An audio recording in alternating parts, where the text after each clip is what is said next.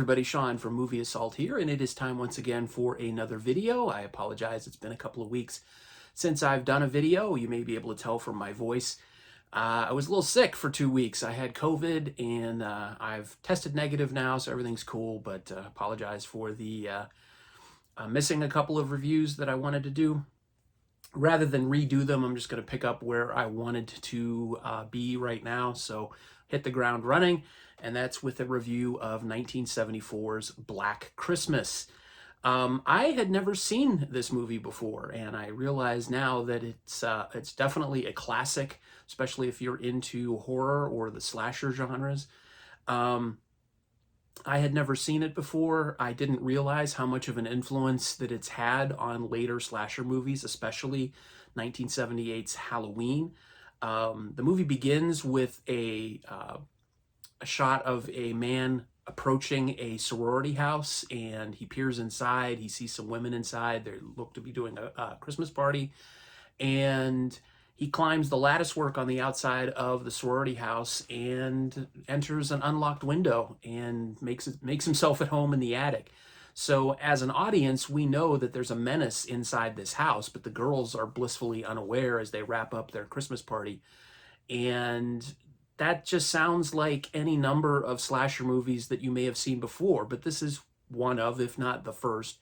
I'm not 100% sure that this is the first, but it's one of the first that I've seen or am aware of that has that scenario. And one by one, you know that the women in the house are going to be picked off, and that's what happens. But it's not so much that it's not. This movie isn't so much about what happens; it's about how it happens. And director Bob Clark and his cinematographer Reginald Morris and the composer of the soundtrack, Carl Zittrer, I believe is his name. The combination of the cinematography and the music and the camera angles and the way the camera moves through the house, combined with the sort of unhinged, obscene phone calls these girls receive, and the nature of the fact that, yes, this is a slasher movie, but unlike slashers like Michael Myers or Jason or Freddy Krueger, he doesn't have an iconic weapon that he brandishes. He doesn't have a mask. He's rarely even seen. He's mostly seen in shadow. He's mostly seen, there's a couple of shots where you see his eye peering through a door jamb. It's really unsettling, and the focus here is not on the killer, it's on the victims and the women in the house. And also, unlike many slasher films that have come since then, or have arrived on the scene since then and have been influenced by movies like Halloween and things that have come later, is that the women in this movie are not, party-crazed, beer-guzzling bimbos. Well, one of them is Barb, played by Margot Kidder. She's kind of a train wreck. But by and large, these are strong, intelligent women dealing with adult issues in their lives, especially Jess, who is played by Olivia Hussey.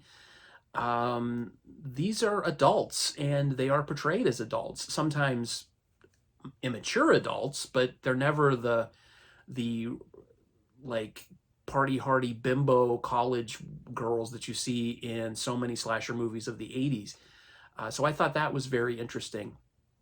But I don't want to give too much away, and I'm specifically staying away from plot elements because I had never seen this movie before, so I went into it completely blind, vaguely knowing some of what happened. And there was one scene in particular that I was completely aware of because I think I'd seen it in maybe a compilation of horror movie scenes or something.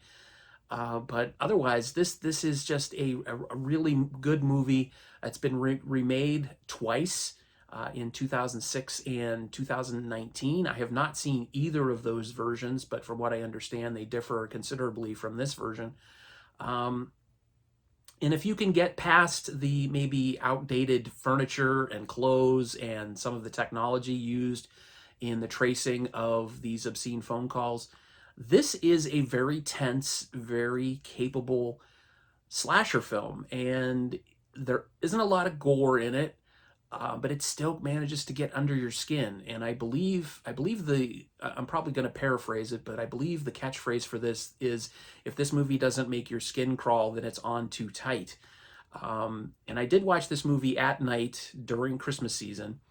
And it managed to unsettle me a little bit, but it's, again, not because of the gore. It's not because of anything blatant or explicit. It's just all sort of implied and imagined, and suggestions that get under your skin and creep you out. So if you allow your imagination to affect you, this movie will definitely get under your skin. I'm surprised and saddened that I haven't seen it before.